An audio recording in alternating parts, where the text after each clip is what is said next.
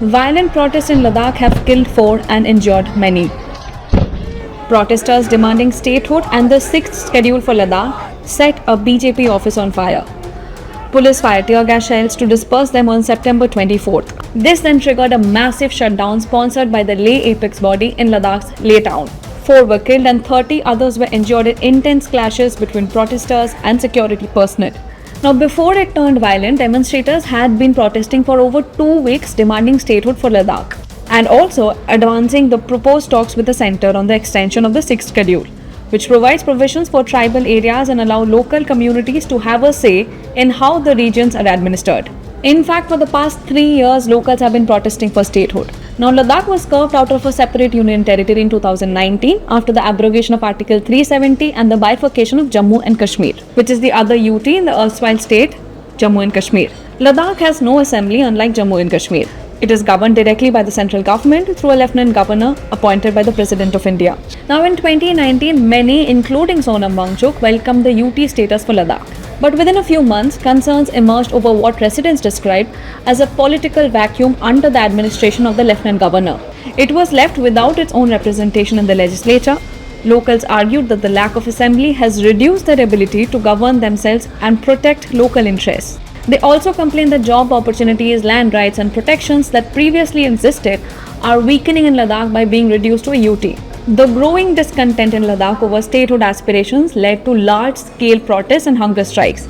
In fact, for the first time, political and religious groups from the Buddhist majority Leh and Muslim majority Kargil joined hands under a joint platform, the apex body of Leh and the Kargil Democratic Alliance, seeking the statehood status for Ladakh.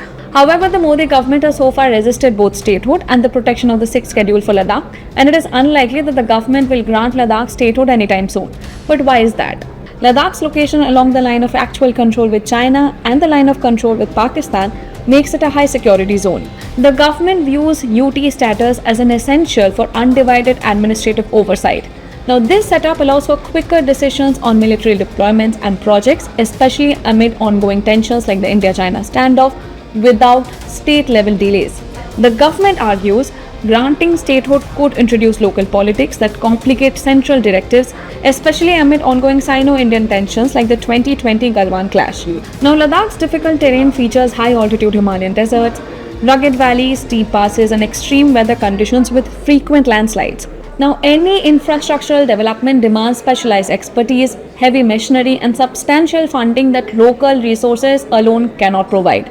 This requires the central government's direct involvement, primarily through agencies like the BRO, which spearheads critical projects under initiatives such as Project Himang and Vijayak, including constructing the world's highest motorable roads, tunnels, and bridges to ensure connectivity, military mobility, and economic viability. With a population of about 290,000 and vast but sparsely populated terrain of around 59,000 square kilometers, Ladakh is administratively challenging as a full state, lacking the scale for self-sustaining governance, revenue, or infrastructure without heavy central aid.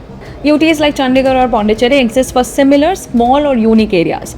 Critics argue statehood would strain resources. So is there a solution? Well, not likely in the nearest future. A high-powered MHA committee formed in 2023 and reconstituted in 2024 agreed to discuss job quotas and extra parliamentary seats but dismissed statehood and 6 schedules as non-starters.